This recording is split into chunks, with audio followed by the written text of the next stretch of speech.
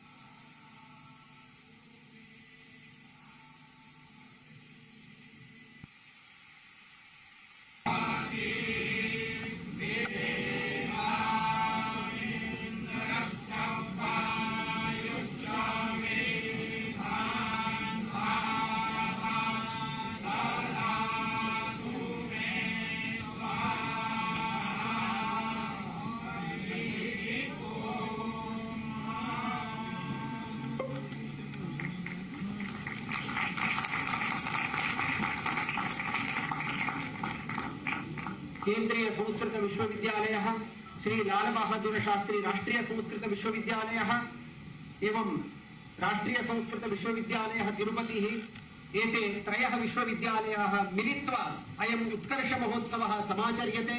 अस्य कार्यक्रमस्य समुद्घाटन समारोहे वयं वर्तामहे।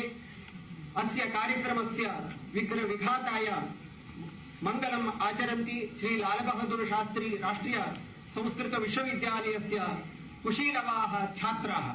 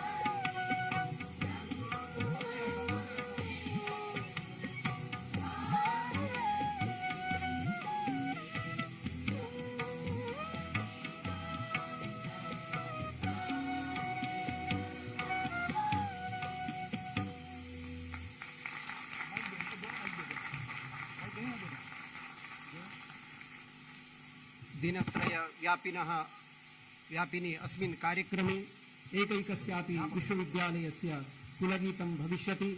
अद्य श्री लाल बहादुर शास्त्री राष्ट्रीय संस्कृत विश्वविद्यालयस्य कुलगीतं जिगासन्ति।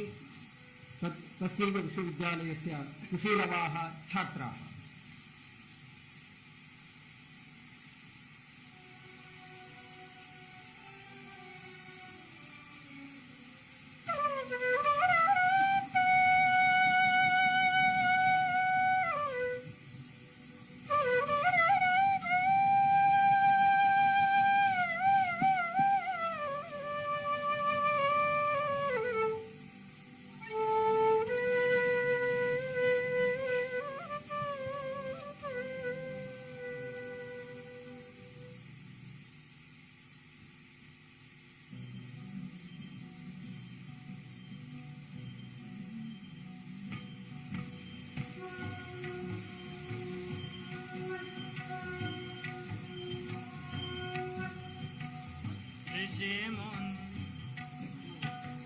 ऋषि मुनिरक्षित विद्या वैभव शोभा भासित सिद्धि।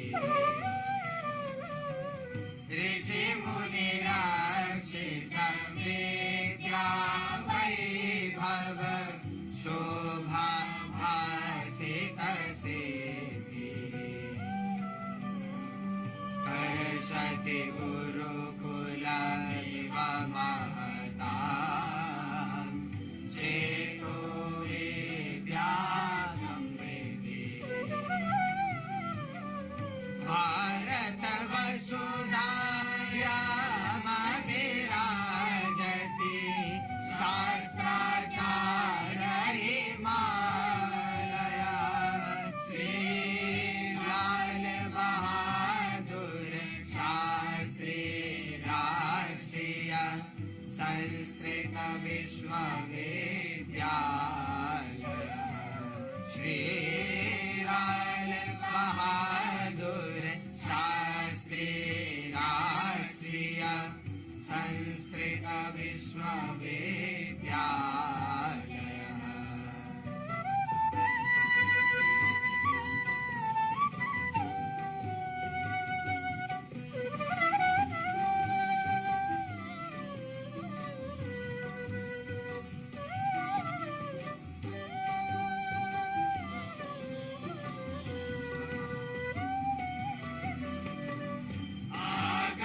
निगम समस्त कलानिधि अद्भुत विद्वन्नम्या। दर्शन शास्त्र पुराण विभूषण दर्शनीय रम्यः। मण्डनवाचा समलङ्कृते सजोऽयं बोधालयः। श्री लाल बहादुर शास्त्री राष्ट्रीय संस्कृत विश्वविद्यालयः। श्री लाल बहादुर शास्त्री राष्ट्रीय संस्कृत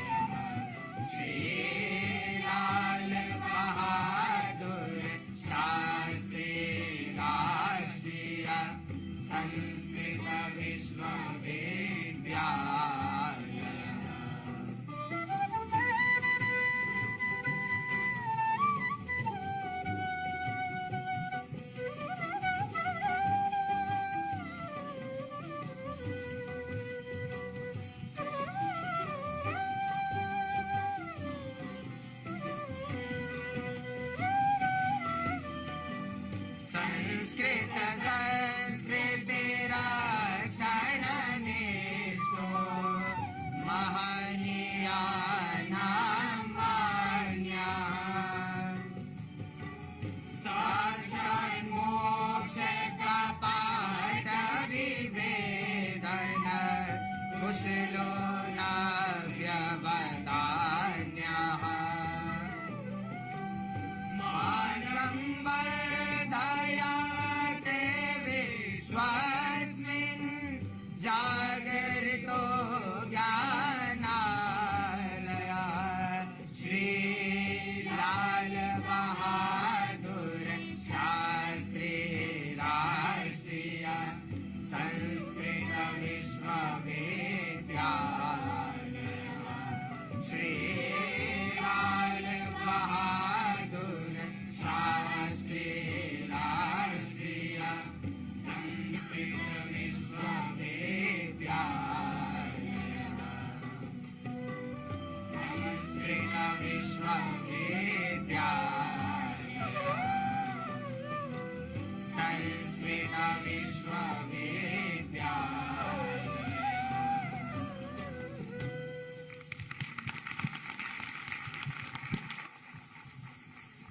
कुलगीतं प्रस्तुतवद्भ्यः छात्रेभ्यः धन्यवादाः। अधुना अहं केन्द्रीयसंस्कृतविश्वविद्यालयस्य कुलपतिवर्यान् आचार्यान् श्रीनिवासवरखेडि महाभागान् सप्रश्रयं सम्प्रार्थये। मुख्यातिथिरूपेण समागताः सन्ति श्रीमन्तः जगत्प्रकाश नड्डा महाभागाः राज्यसभा सदस्याः एवमेव भाजपदलस्य राष्ट्रीय अध्यक्षाः। एतेषां स्वागतम् अपि च सम्माननं च कुर्वन्तु इति अहं सप्रश्रयं सम्प्रार्थये। यथा दिवाकरस्य प्रकाशेनैव सरसि विद्यमानानि कमलानि विकसितानि भवन्ति, भवतां मुखप्रकाशनेनैव अस्माकं हृत्कमलानि अद्य विकसितानि वर्तन्ते। अतः तेषां कृते वयम् आधमर्यम् अपि च स्वागतं च प्रकटयामः।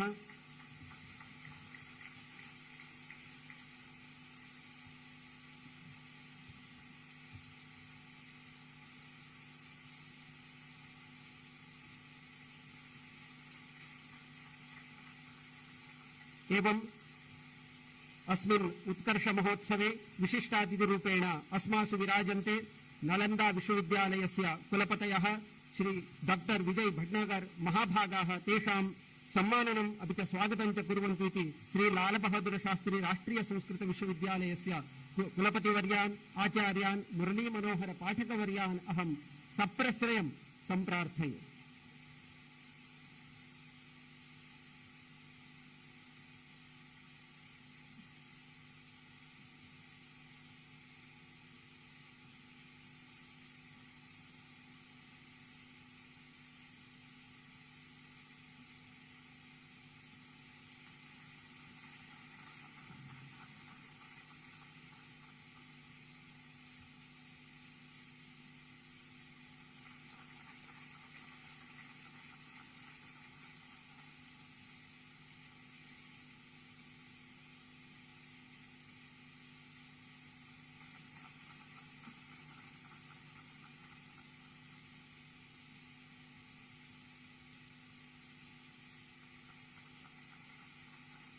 एवमेव अस्माकं मध्ये सारस्वतातिथिरूपेण विराजन्ते प्रधानमन्त्रिणः परामर्श परिषदः अध्यक्षाः श्री विवेक देवराय महाभागाः। तेषां सम्माननं स्वागतं च कुर्वन्तु इति अहं राष्ट्रीय संस्कृत विश्वविद्यालयस्य तिरुपतिस्थ राष्ट्रीय संस्कृत विश्वविद्यालयस्य कुलपतिवर्यान् आचार्यान् राधाकान्त ठाकुर महाभागान् सप्रश्रयं सम्प्रार्थये।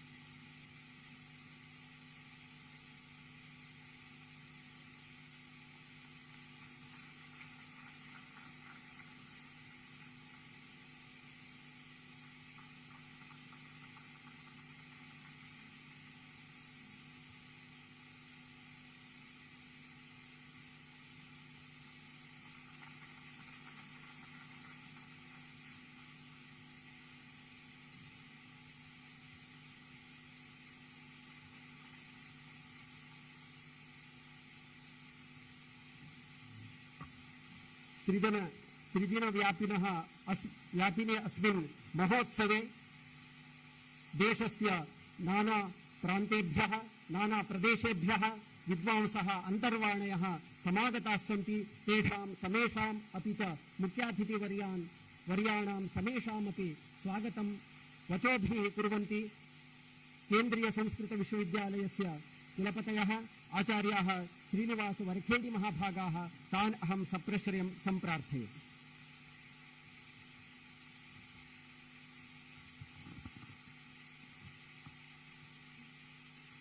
भवति यदनुभावात् क्रीडमूकोऽपि वाग्मी जडमथिरपि जन्तुर्जायते प्राज्ञमौलिः सकलवचनचेतो देवता भारती सा मम वचसि निधत्तां सन्निधिं मानसे च।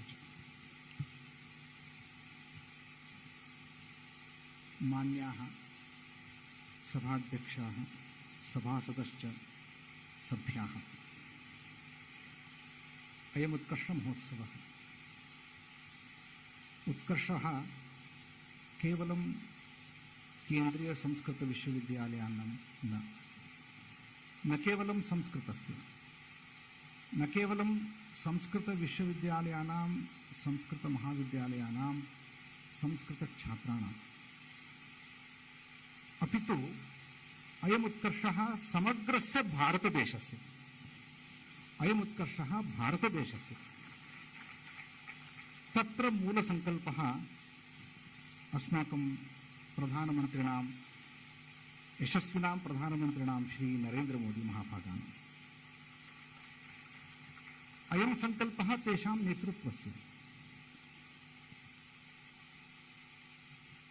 इस उत्कर्ष महोत्सव का मूल संकल्प हमारे माननीय प्रधानमंत्री नरेंद्र मोदी जी का है, जिस सरकार का सूत्रधार के रूप में भारतीय जनता पक्ष के अध्यक्ष महोदय श्री जगत प्रकाश नड्डा जी यहाँ उपस्थित हैं, उनको मैं हृदय से उत्कर्ष महोत्सव में स्वागत करता हूँ। सर, ये उत्कर्ष केवल संस्कृत का नहीं है, भारत का उत्कर्ष है, क्योंकि भारत में भारतीय शिक्षा को पुनः प्रतिष्ठापन करने के लिए सरकार का जो निश्चय है, शिक्षा में भारतीयता लाने का संकल्प है, उसके पीछे यह एक सूत्र है। शिक्षा में भारतीयता भारती के बिना नहीं हो सकती, भारतीय संस्कृत है। इसलिए यह उपलब्धि केवल संस्कृत का नहीं है, संस्कृत के द्वारा पूरा भारत का है। यह आपका संकल्प है, आपका संकल्प को हम सब सिद्ध करेंगे। इस उत्कर्ष महोत्सव में आपको हृदय से सभी संस्कृत विश्वविद्यालयों के ओर से और हमारे संस्कृत विश्वविद्यालयों के जितने भी आचार्यगण और छात्रगण हैं, उनके तरफ से मैं आपको हृदय से स्वागत करता हूं। मध्ये दंडनीति उभयतः पार्श्वयोः अर्थशास्त्रम अन्वीक्षिकी च। यत्र दंडनीति अर्थशास्त्रम अन्वीक्षिकी च तत्र अवश्यमेव भारतीया विद्या प्रतिष्ठापिता। आज हमारे इस मंच पर मध्य में दंडनीति विराजमान है और एक पक्ष में आप अर्थशास्त्र के प्रतिनिधि के रूप में आचार्य विवेक देवराय जी है और अन्वीक्षक के रूप में आचार्य विजय भटकर जी उपस्थित है। इन दोनों महान विभूतियों का परिचय करने का सौभाग्य मुझे मिला है। एक अर्थशास्त्र के माननीय प्रधानमंत्री जी के परामर्शदात्र समिति का अध्यक्ष है। आप अर्थशास्त्रज्ञ हैं, लेकिन अर्थशास्त्रज्ञ वास्तविक अर्थ में है, क्योंकि वो संस्कृत के बड़े विद्वान हैं।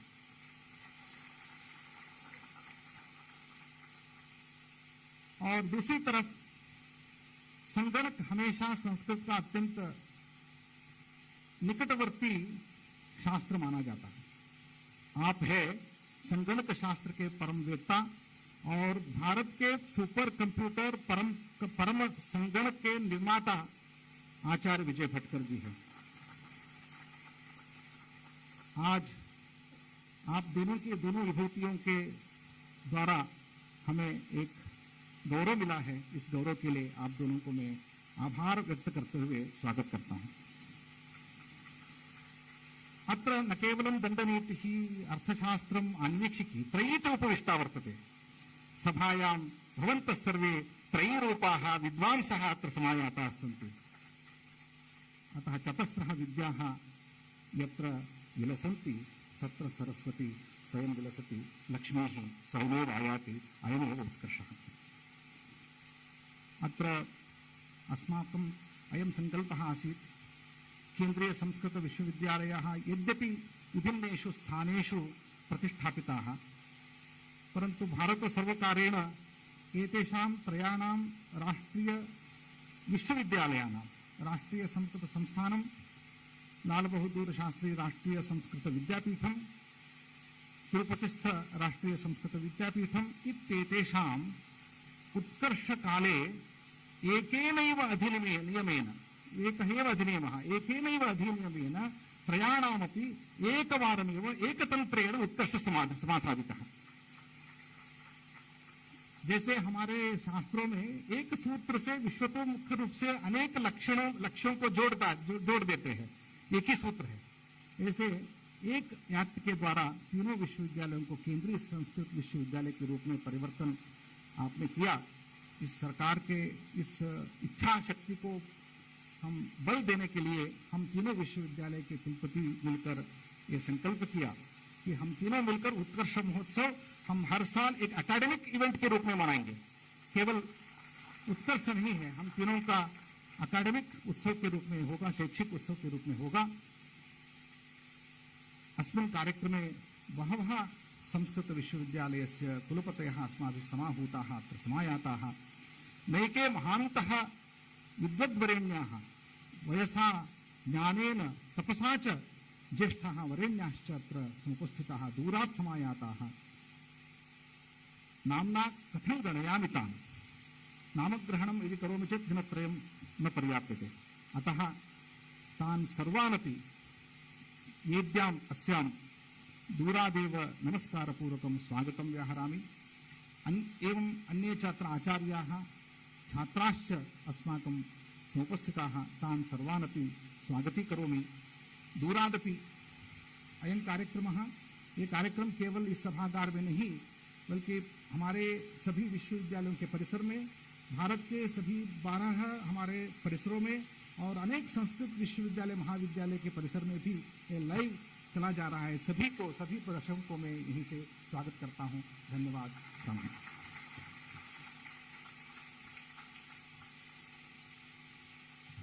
अस्य कार्यक्रमस्य सूत्रधारेषु अन्यतमाः केन्द्रीय संस्कृत विश्वविद्यालयस्य कुलपतयः आचार्याः श्रीनिवास वरखेडी महाभागाः, तेषां कृतेपि वयं स्वागतं व्याहरामः।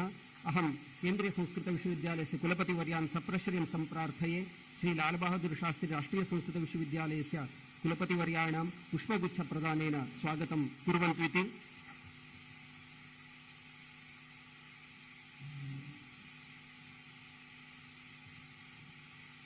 एवमेव तिरुपतिस्थ राष्ट्रीय संस्कृत विश्वविद्यालयस्य कुलपतिवर्याणां प्रोफेसर राधाकांत ठाकुर महाभागानामपि स्वागतं कुर्वन्तु इति सप्रश्रयं सम्प्रार्थये।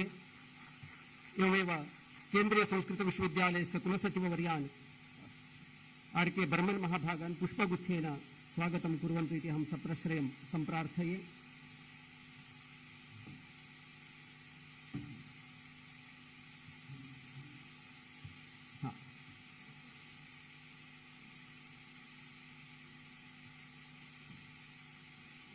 संभूय एतेषां स्वागतं कुर्वन्ति च इति अस्माकं हर्षस्य विषयः।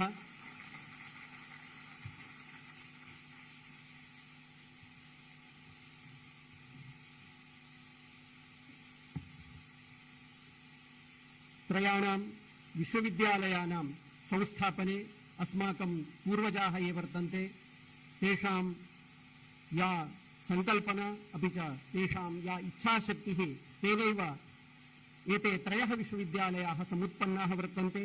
तेषु श्री लाल बहादुर शास्त्री महाभागाः अन्यतमाः वर्तन्ते। तेषां दुर्लभं भाषणम् अस्माभिः अधुना श्रोतव्यमस्ति।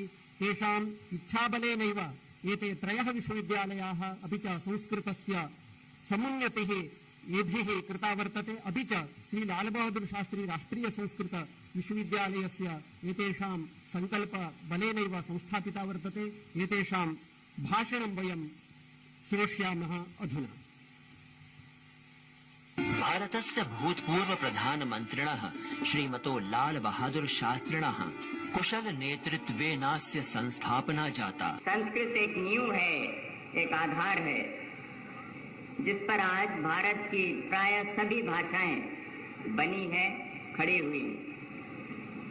और इतना ही नहीं, एक भारत की संस्कृति सारी, भारत के जो कुछ धार्मिक भावनाएं हैं वो सब संस्कृत में निहित हैं, संस्कृत में छिपी हुई।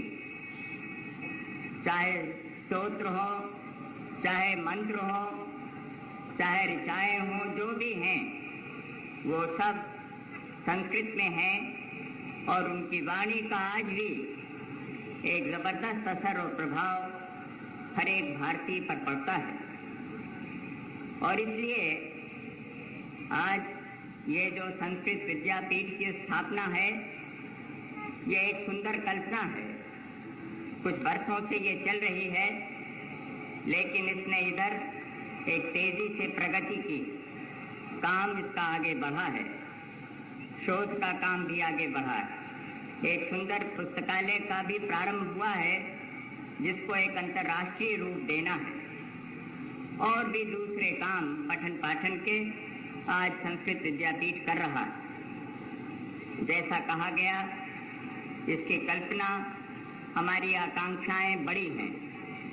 हम इसको एक ऐसा केंद्रीय केंद्र बनाना चाहते हैं जहां केवल भारत के ही लोग नहीं, बल्कि विदेशों से भी लोग आकर यहाँ रहें, संस्कृत पढ़ें, सीखें, यहाँ के शोध के काम को, रिसर्च को उसे देखें।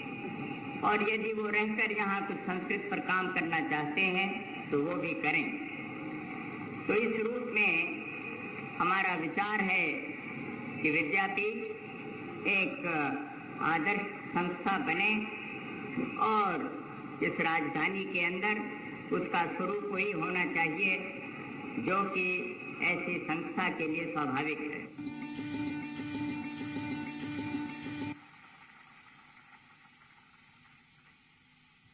अधुना अहं मुख्यातिथिवर्यान् सप्रश्रयं सम्प्रार्थये। केन्द्रीय संस्कृत विश्वविद्यालयस्य त्रैमासिकी वार्तापत्रिका संस्कृतवार्ता वर्तते, तस्याः उन्मोचनं कुर्वन्तु इति अहं मुख्यातिथिवर्यान् सर्वान् च सप्रश्रयम् अहं सम्प्रार्थये।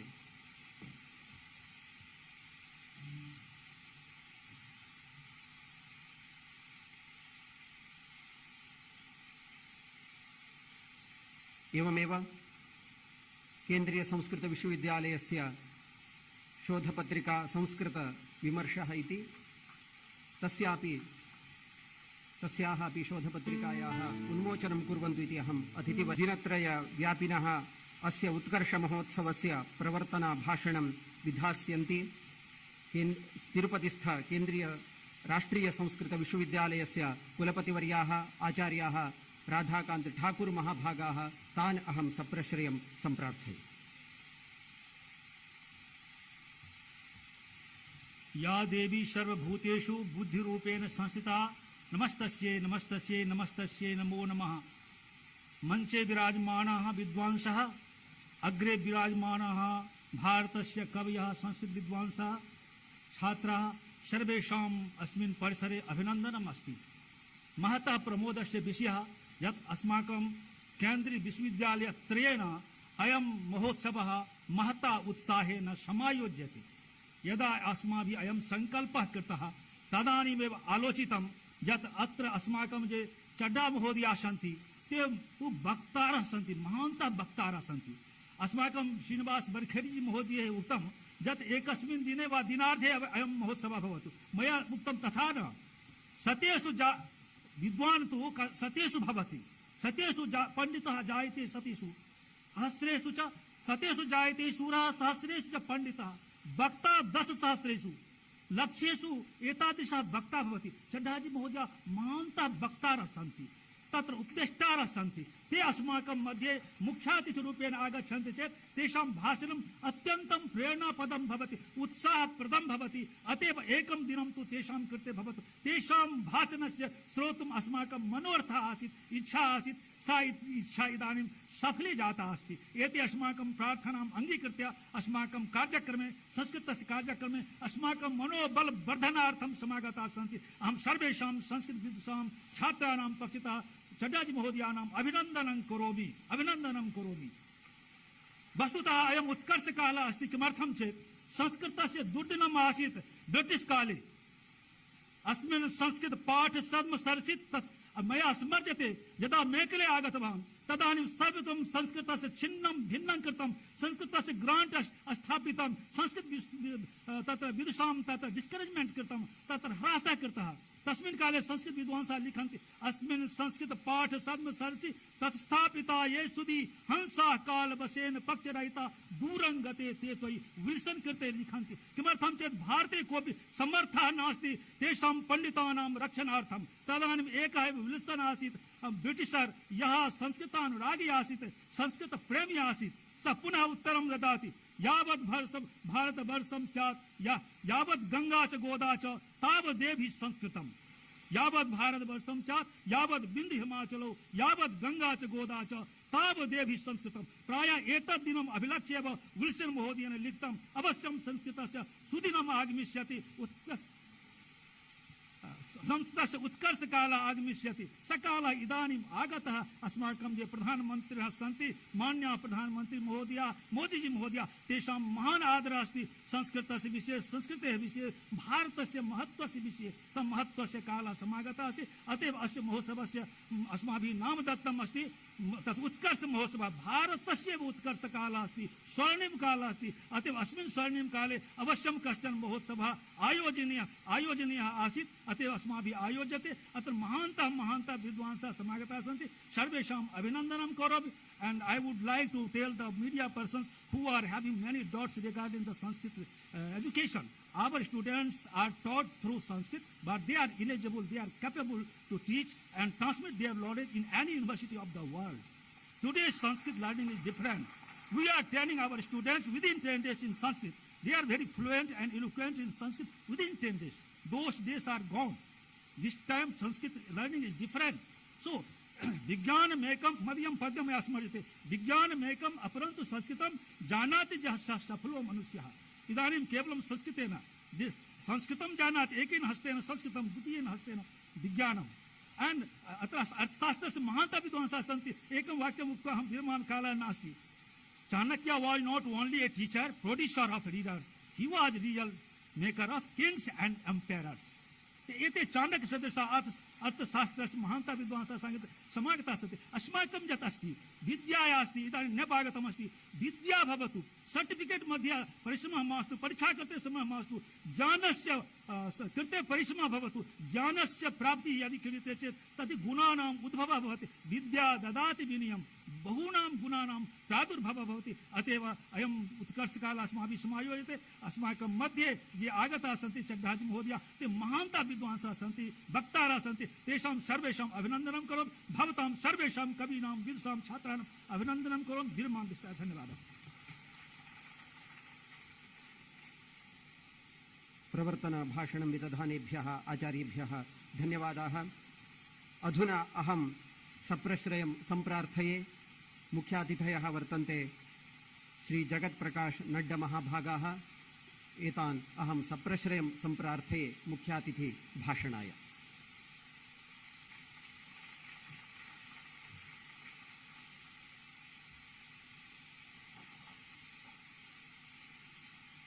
आज के इस उत्कर्ष उत्सव के कार्यक्रम में उपस्थित डॉक्टर विजय भाटकर जी, कुलाधिपति नालंदा विश्वविद्यालय नालंदा, प्रोफेसर श्रीनिवास जी वरखेड़ी जी, कुलपति केंद्रीय संस्कृत विश्वविद्यालय, प्रोफेसर राधाकांत ठाकुर जी, कुलपति राष्ट्रीय संस्कृत विश्वविद्यालय तिरुपति, प्रोफेसर मुरली मनोहर पाठक जी, कुलपति लाल बहादुर शास्त्री राष्ट्रीय संस्कृत विश्वविद्यालय, श्री विवेक देवराय जी, अध्यक्ष आर्थिक परामर्श परिषद, श्री चला वेंकटेश्वर जी, कुल सचिव राष्ट्रीय संस्कृत विश्वविद्यालय तिरुपति, यहाँ उपस्थित हमारे विश्वविद्यालय के सभी वरिष्ठ शिक्षकगण, छात्रगण और संस्कृत के सभी मनीषीगण, सबका हार्दिक अभिनंदन, सबका हार्दिक स्वागत।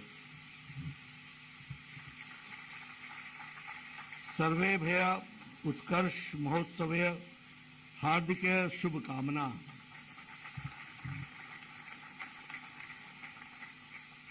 मेरा ये परम सौभाग्य है कि मुझे यहाँ इस कार्यक्रम में शामिल होने का सौभाग्य मिला और आप सब लोग आज उत्कर्ष उत्सव मना रहे हैं। इसमें मुझे भी अपने आप को शामिल करने का जो आपने मौका दिया है, उसके लिए सबसे पहले तो मैं आयोजकों का और आप सबका हार्दिक धन्यवादी हूँ कि मुझे ये मौका मिला है। मैं बैठा बैठा सोच रहा था, संस्कृत समझ में तो आती है, बोलना कठिन होता है। इसलिए मैं सोच रहा था कि मेरे लिए ऐसे मनीषियों को, ऐसे विद्वान जनों को उनके सामने कुछ कहना एक कठिन कार्य होगा और न्याय करना तो अति ही कठिन होगा। लेकिन फिर भी आपने मुझे बुलाया है तो मैं ज़रूर कुछ बातें आपके सामने रखूंगा। राजनीतिक प्राणी होने के नाते राजनीति से ही ज़्यादा संबंध रहता है और विद्या, शिक्षा, इन सब को कैसे प्रोत्साहित किया जा सके, यह एक राजनेता के दृष्टि से मेरी जिम्मेवारी बन जाती है और हमारी पार्टी की भी जिम्मेवारी बन जाती है। तो उसको भी आगे बढ़ाना यह हमारी जिम्मेवारी है। आज बहुत ही खुशी का अवसर है कि हम यहाँ पर 3 विश्वविद्यालयों को जो सेंट्रल यूनिवर्सिटी बनाई गई, उसके उत्कर्ष उत्सव में यहाँ पर शामिल हुए हैं। और यहाँ आप 2 दिनों में 7 तारीख से लेकर 9 तारीख तक आप सब लोग विभिन्न विषयों पर चर्चा भी करने वाले हैं और उसको आप आगे बढ़ाने वाले हैं। विशेष करके संस्कृत को किस तरीके से आगे बढ़ाया जा सके, उसको किस तरीके से जन उपयोगी बनाते हुए, जन उपयोगी तो है ही, लेकिन जनता तक वो पहुंच सके ठीक ढंग से, इस पर भी आप ज़रूर कार्य कर रहे हैं और उसको आप आगे बढ़ाएंगे। मुझे बताया गया कि आप ज्योतिषी से जुड़े हुए, संस्कृत से जुड़े हुए विषयों और विभिन्न आयामों पर भी चर्चा करने वाले हैं और ये बहुत ही आवश्यक है, क्योंकि ज्ञान, विज्ञान, अर्थ, मैथमेटिक्स, सबकी उत्पत्ति और जननी की जो बीज है वह संस्कृत है और संस्कृत के माध्यम से। इसलिए संस्कृत सिर्फ भाषा नहीं है, संस्कृत विभिन्न आयामों को आगे बढ़ाने का रास्ता है और जो हमारा गोल्डन ट्रेजर, जो हमारा पुरातन ज्ञान है, उसको संजो के रखने वाली भाषा है तो वो संस्कृत है और उसको प्रतिपादित करते हुए आगे जनता तक पहुँचे, इसका जो आप सब ने एक सफल प्रयास किया है, उसके लिए मैं आप सबको बधाई देता हूं और अगले 2 दिनों में आप इस कार्य को आगे बढ़ाएंगे। मैं ये भी सोच रहा हूं कि जो लोग संस्कृत के इतने प्रगाढ़ विद्वान हैं, उनके सामने मैं कोई भारत की संस्कृति की चर्चा करूं तो ऐसा होगा जैसे सूरज को दीपक दिखाने के बराबर। इसलिए मैं वो हिमाकत नहीं करूंगा, लेकिन एक वाक्य मैं ज़रूर कहूंगा कि जहां संस्कृत है वहीं संस्कृति है और वहीं संस्कृति के साथ साथ विकास का जो माध्यम है वह उसमें हम सब लोगों को एक अच्छे उपकरण के रूप में उसको आगे बढ़ाने का मौका मिलता है। मुझे यह जानकर के खुशी है कि सभी लोग, विद्वान लोग यहाँ पर चर्चा करने वाले हैं और उसको आगे बढ़ाने वाले हैं। हम सब ये भी जानते हैं कि सबसे पुरानी पुस्तक और सबसे पुरानी पुस्तक जो अवेलेबल है वह ऋग्वेद, वह भी संस्कृत में, और वह संस्कृत के माध्यम से ही हम सब तक पहुँची है। इसलिए हमको यह कोई अपनी हिस्ट्री बताने की आवश्यकता नहीं है। हम सब लोग अपने इतिहास को अच्छे तरीके से जानते हैं और ये अमृतवाणी भी है, देवभाषा भी है, और जिसे हम कह सकते हैं कि अंधेरे से उजाले की ओर ले जाने का, फ्रॉम डार्कनेस टू लाइट, इसका माध्यम है तो वह संस्कृत है। इसको भी हमको ध्यान में लेना चाहिए। अभी हम लोगों ने शास्त्री जी के, पूर्व प्रधानमंत्री जी के वक्तव्य सुने, कितना सारगर्भित उन्होंने कहा था और कितनी सरलता से उन्होंने एक भविष्यवाणी की थी जो आज हम उसको साकार होते देख रहे हैं। मित्रों, जहां तक हमारे प्रधानमंत्री नरेंद्र मोदी जी का सवाल है और हमारी पार्टी का सवाल है, भारतीय जनता पार्टी, हम संस्कृति के रक्षक हैं और संस्कृति को आगे बढ़ाने की दृष्टि से कार्य करने वाले लोग हैं। इसलिए जहां संस्कृत होगा वहां हमारी विचारधारा होगी और उसके साथ खड़ी विचारधारा मिलेगी, यह मैं जरूर कह सकता हूं। और भारतीय परंपरा, भारतीय संस्कृति, भारतीय उल्लेख जो मिलते हैं उनको आगे बढ़ाने के लिए भारतीय जनता पार्टी के रूप में भी और प्रधानमंत्री मोदी जी के रूप में जो सर्वोच्च पद पर भारत के एग्जीक्यूटिव के रूप में बैठे हैं, वह निश्चित रूप से उसको बढ़ाने में कोई कसर नहीं छोड़ेंगे, ये मैं जरूर विश्वास दिलाना चाहता हूँ। इसलिए जैसा अभी हमारे राधाकांत जी कह रहे थे कि ये बड़ा अच्छा काल है और इस काल का हमको उपयोग करना चाहिए, मैं आपको दो बातें कहना चाहूँगा।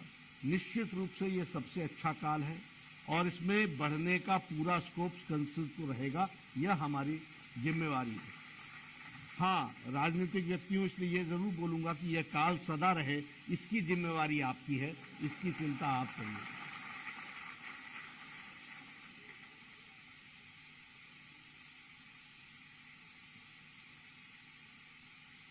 जहाँ तक मानवता का सवाल है, संस्कृत की बहुत बड़ी देन है जिसने हमें संस्कृति के साथ जोड़ करके गूढ़ विषयों को बड़े सरलता से जनता के सामने रखा है, लोगों के सामने रखा है।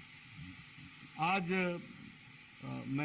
जब मुझे विदेश में जाने का मौका मिलता है या कभी विदेशी संस्कृति के साथ भी जानने का अवसर मिलता है, तो मैं एक बात महसूस करता हूं कि भारत का जो मुकाबला नहीं है उसका मूल कारण अगर आप देखेंगे तो हमारी संस्कृति है। और फिर मैं कहूंगा कि संस्कृति का उत्पत्ति संस्कृत से है। और इसलिए मैं कह रहा हूं क्योंकि बहुत से देश अभी मानवता के दृष्टि से कार्य करने के बारे में जो सोच रखते हैं वो बहुत ही प्रिमिटिव स्टेज पर है और हमारे यहाँ ये बहुत ही विकसित है, बहुत ही धनी है। इसको मुझ जैसा व्यक्ति तो शब्दों में बयान नहीं कर सकता, लेकिन हाँ जरूर एक बात मैं कहता हूं कि यह हमारी ताकत जो है, जो रेजिलियंस है, वह हमारी संस्कृति से आता है। इसको भी हमको समझना चाहिए। बातें बहुत छोटी हैं। आपको पता चला होगा अभी कोरोना आया तो विभिन्न देशों में इंजेक्शन ले या न ले इस पर बहस हुई। विभिन्न देशों में आंदोलन हुए कि हम इंजेक्शन नहीं लेंगे, ये हमारे ह्यूमन राइट्स को चैलेंज करता है। विभिन्न देशों में अर्थ को संभाले या मानवता को संभाले, इस पर कंफ्यूजन बहुत लंबे समय तक रहा। लेकिन आप देखिए भारत, प्रधानमंत्री मोदी जी के नेतृत्व में बोल्ड फैसला लेने की ताकत प्रधानमंत्री जी की। लॉकडाउन लगा और 130 करोड़ के देश ने बिना पूछे उसको फॉलो किया लेटर और स्पिरिट में। ये हमारे देश की ताकत है। अगर उन्होंने कहा कि थाली बजाओ, अगर उन्होंने कहा कि दीप जलाओ, तो कुछ लोगों को अब बात छोड़ दें, जो जिनका काम विपक्ष में रहना है तो वो विपक्ष की जिम्मेदारी निभाते हैं। नहीं तो 130 करोड़ के देश ने बिना पूछे हुए इसको अक्षरशः पूरा किया। ये हमारी संस्कृति और ये हमारी ताकत, इसको भी हमको समझना चाहिए। और ये बातें बहुत छोटी हो, ये गौण होता है कि ऐसा यहां क्यों हुआ और बाकी देशों में क्यों नहीं हुआ। बाकी देशों में कोरोना से लड़ी सरकार, हमारे देश में कोरोना से लड़ी सरकार के साथ भारत की जनता। ये भी हमको समझना चाहिए। ये अंतर कैसे है? ये हमारी संस्कृति की देन है, ये हमारी ताकत है। मैं कई बार जाता हूं बाहर, हर एक को बोलता give me space, give me space. मैं कई बार सोचता हूं अब इनको कितना स्पेस दें। और हमारे यहां आप एक बस में चढ़ जाइए डीटीसी के, कितने सहनशीलता के साथ सब लोग एक दूसरे के साथ मिलजुल करके चले हुए हैं। आओ बैठ जाओ, चलो। ये ऐसे नहीं होता है। 130 करोड़ की जनता को संभाल के रखना, ये भारत की संस्कृति है जिसने हमको आगे बढ़ाने का काम किया। तो इसलिए वो हर बात पे दिखती है, हर छोटी बात पर हमको दिखती है कि यह संस्कृति हमारी किस तरीके से इसको पूरा किया जाता है। सहनशीलता, सहिष्णुता, सबको बराबर का स्थान देना, सबको बराबर की सोच रखना, सत्य की खोज के लिए विपक्षी की बात को भी गहराई से सुनना, ये सब चीजें हम लोग में इनग्रेव्ड है। आप देखिएगा कभी कि हमारे ही समाज में दूसरे पक्ष को रखने वाले लोग अपने ही समाज में मिलते हैं जो बखूबी उस विषय को रखते हैं। इसका कारण क्या है? इसका कारण है कि ये जो हमको संस्कृति में संस्कृत से मिला है, स्वच्छंदता, सोचने की शक्ति को आगे बढ़ाते जाना, यह सब छोटी बड़ी बातें हमको, उसकी जो देन है वो हमको अपनी भारतीय संस्कृति में निहित है और भारतीय संस्कृति में संस्कृत में निहित है। इसको हमको ध्यान में रखना चाहिए। आज हम यहाँ पर अपना 3 विश्वविद्यालयों का उत्कर्ष उत्सव मना रहे हैं। वो सेंट्रल यूनिवर्सिटीज बनी है और यहाँ पर हमारे नालंदा विश्वविद्यालय के कुलाधिपति भी है, आर्थिक विषयों के परामर्श करने वाले हमारे भाई साहब भी हैं, सब लोग यहाँ पर उपस्थित हैं।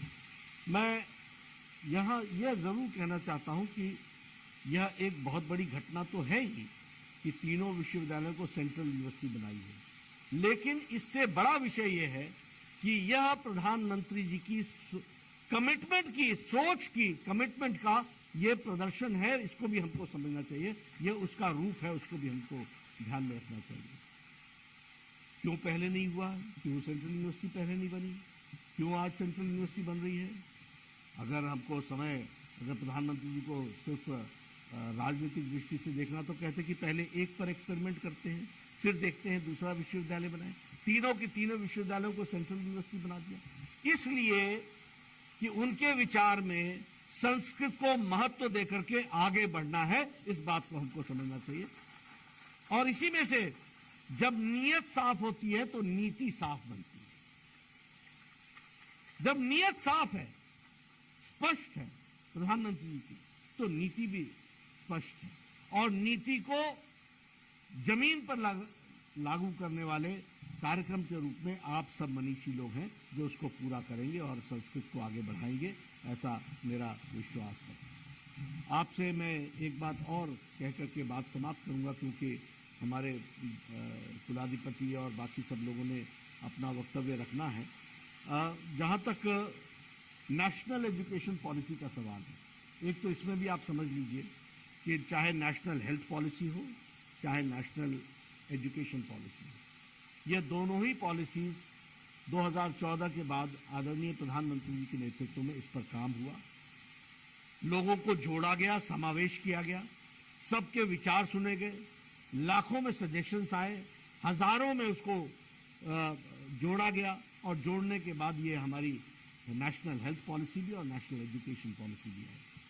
मैं ये बड़े गौरव के साथ कह सकता हूँ भारतीय जनता पार्टी के अध्यक्ष के रूप में कि दोनों ही पॉलिसीज, नीतियाँ हमारे वो भारत के को ध्यान में रखते हुए कोई विदेशी नीति नहीं है, ये भारत की जमीन से और जड़ों से जुड़ी हुई नीति है, इसको भी हमको ध्यान में रखना है। और जहां तक शिक्षा नीति का सवाल है, एक बहुत अच्छी नीति बनी और उसमें भाषा के बारे में और भाषा में संस्कृत का जो स्थान दिया गया है और संस्कृत के बारे में जो चिंता व्यक्त की गई है और चर्चा हुई है और चर्चा होने के बाद उसको जो ऑब्जेक्टिवली आगे बढ़ाने का प्रयास हुआ है, यह उस नीति में से निकलता है। इसलिए हम ये जरूर कहेंगे कि हमारे शिक्षा नीति जो है वो भारतीय परिवेश को ध्यान में रख करके बनी है और उस भारतीय परिवेश में संस्कृत का जो मुख्य स्थान है उसको ध्यान में रखते हुए यह नीति आगे बढ़ी है। इसलिए मैं ये ज़रूर कहूँगा कि आप सब लोग इसको आगे बढ़ाएंगे और पूरी ताकत के साथ आप सब लोग लगेंगे और संस्कृत को जो गौरव में उसका स्थान है उसका गौरव गान भी करेंगे और गौरव बढ़ाएंगे भी, इसमें भी आप लोग अपना योगदान करेंगे, ऐसा मैं मानता हूँ। आपका ज़्यादा समय न लेता हुआ मैं एक ही बात कहूँगा कि आपको मेरी शुभकामनाएं हैं।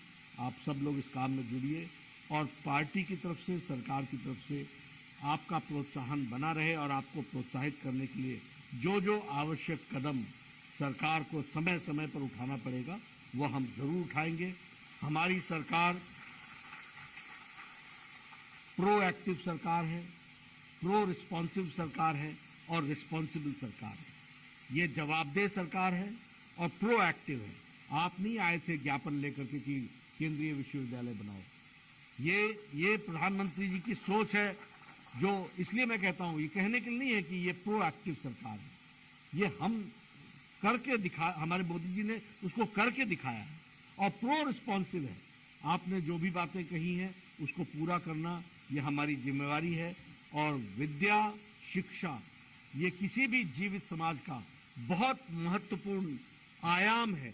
इस आयाम को संभालते हैं तो देश संभलता है, इस आयाम को संभालते हैं तो संस्कृति संभलती है, इस आयाम को संभालते हैं तो मानवता संभलती है। इस बात को हमको ध्यान में रखना चाहिए। इसलिए आपको मैं विश्वास दिलाता हूं कि राजनीति में जरूर हूं, लेकिन राजनीतिक दृष्टि से जिन नीतियों को आगे बढ़ाने का काम प्रधानमंत्री मोदी जी ने किया है उसको जनता तक पहुंचाना, जमीन पर उसको आगे बढ़ाना, ये मेरी जिम्मेवारी है। आपको अगले 2 दिनों के उत्कर्ष उत्सव के लिए बहुत बहुत शुभकामनाएं हैं। आप आगे बढ़ें और बढ़ करके इस कार्य को आगे बढ़ाएं। इन्हीं शब्दों के साथ बहुत बहुत धन्यवाद।